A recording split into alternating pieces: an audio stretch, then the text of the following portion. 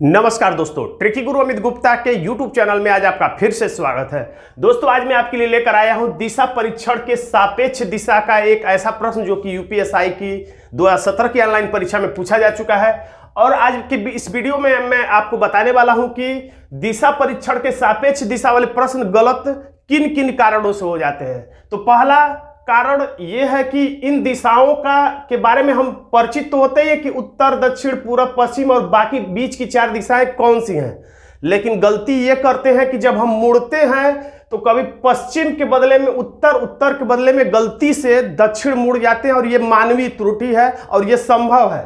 लेकिन दूसरी बात, इसमें दिक्कत कहां से आती है?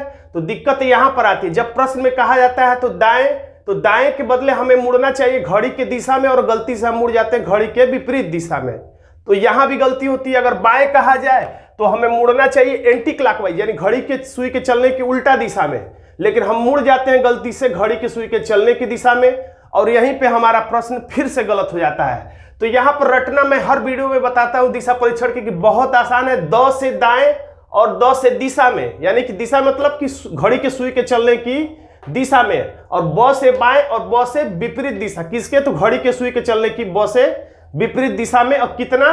तो 90 अंश। अगर कुछ ना कहा जाए, सिर्फ दाएं बाएं बोला जाए तो हमें 90 अंश मुड़ना चाहिए, अन्यथा प्रश्न में खुद ही लिखा रहेगा 45 अंश, 135 अंश, तब वैसा हम करेंगे, अन्यथा 90 अंश हम मुड़ते हैं।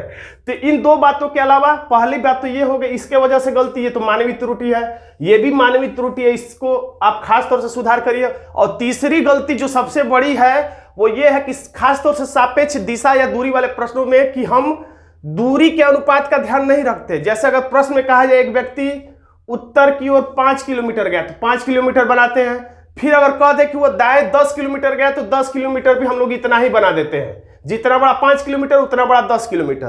तो दूसरी गलती एक ये है।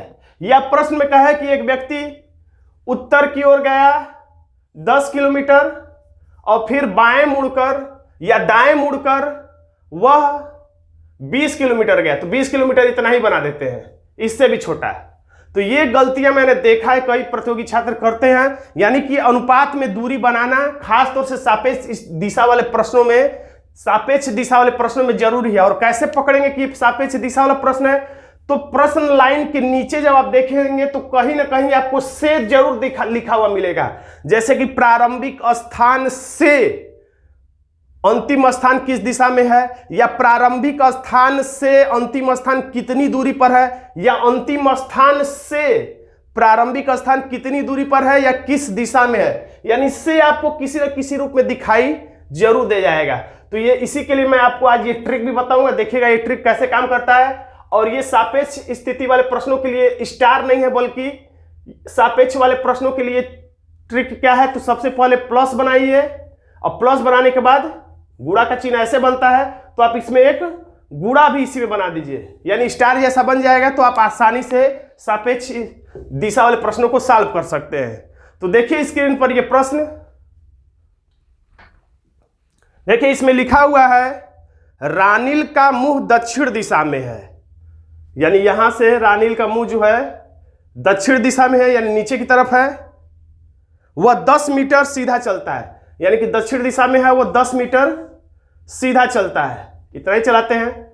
याद रखिए परीक्षा में आप रफ पे जगह कम होने के कारण भी छोटी बड़ी दूरी बना देते हैं, इसलिए अनुपात आप रफ छोटा सा है, छोटा सा जगह रहता है, तो आप अनुपात में रफ पे आप इतना ही छोटा बनाइए। मैं तो इतना बड़ा बना रहा हूं सिर्फ आपको दिखाने के लिए ताकि आपको स्पष्ट दिखे, लेकिन रफ पे परीक्षा हाल में जगह कम होता है तो आप छोटी छोटी दूरी का अनुपात लें ताकि आपको रफ कम न पड़े। तो 10 मीटर सीधा चलता है, जिसके बाद वो बाएं मुड़ता है, तो ब से बाएं, ब से विपरीत दिशा में, यानी घड़ी के सुई के चलने के विपरीत दिशा में। और कितना चलता है? 5।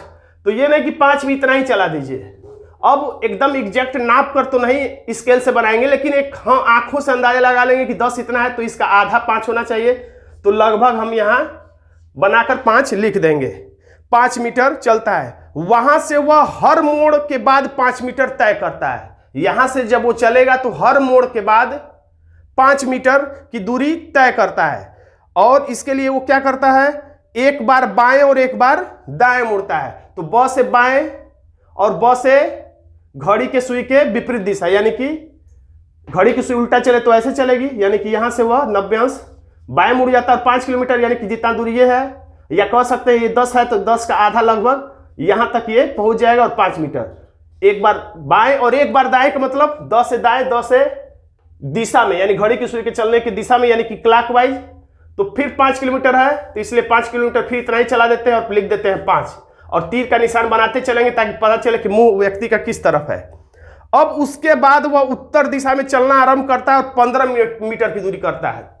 तो अब ये अंदाजा लगाइए कि ये 10 मीटर है तो इसके अंदाज से 15 मीटर इससे थोड़ा सा ज्यादा ही रहे। देखिए इतना लगभग 10 हो गया, 5 थोड़ा और बढ़ा दे रहे हैं। अब ये हो गया लगभग 15, एकदम एग्जैक्ट नहीं लेकिन लगभग 15 मीटर हो गया। और उत्तर दिशा में कर रहा है तो दाएं बाएं से कोई मतलब नहीं है। अब यहां से वो पश्चिम की ओर, तो पश्चिम जब बोल दे तो दाएं बाएं का कोई मतलब नहीं, आप पश्चिम इधर है तो आपको इधर ही चलाना पड़ेगा। और कितना? 15 मीटर। तो अब अंदाजा यहीं पे लगाना होता है कि ये 5 मीटर है तो यहां से यहां वाली दूरी भी कितनी होगी?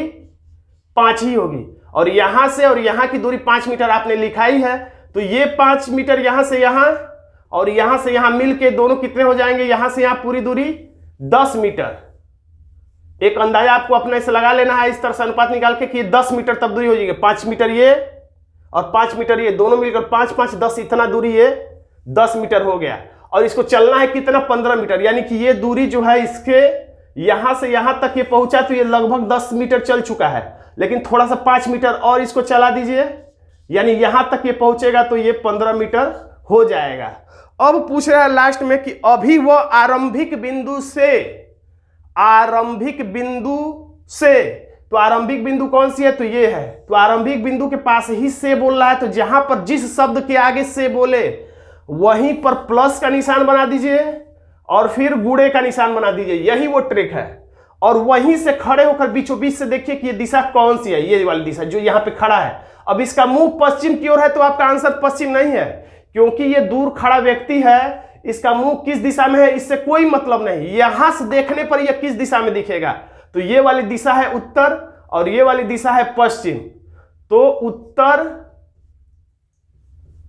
और ये है पश्चिम और इसी के बीचों बीच है लगभग ये, तो ये हो जाएगा कौन सा? तो उत्तर पश्चिम। याद रखिए ये भी बात कि उत्तर और पश्चिम के बीच में कहीं भी रहे, यहां यहां यहां कहीं भी रहे तो ये उत्तर पश्चिम ही कहलाएगा।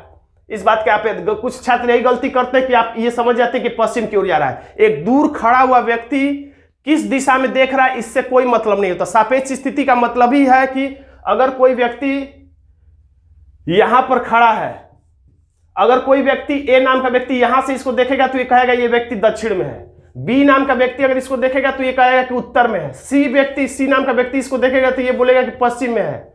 और डी नाम का कोई व्यक्ति अगर इसे देखेगा तो कहेगा नहीं नहीं ये पूरब में है। यानी सबके हिसाब से अलग अलग दिशा हो रहा है, लेकिन सभी अपने अपने जगहों पे सही है। इसी को हम कहते हैं सापेक्ष दिशा के प्रश्न। तो आज का ये वीडियो आपको कैसा लगा कमेंट बॉक्स में जरूर लिखिएगा। वीडियो अच्छा लगा तो वीडियो को लाइक कर दीजिएगा और इसे अपने दोस्तों में शेयर कर दीजिएगा। और अभी तक आपने मेरे चैनल को सब्सक्राइब नहीं किया है तो सब्सक्राइब भी कर लीजिएगा। धन्यवाद दोस्तों।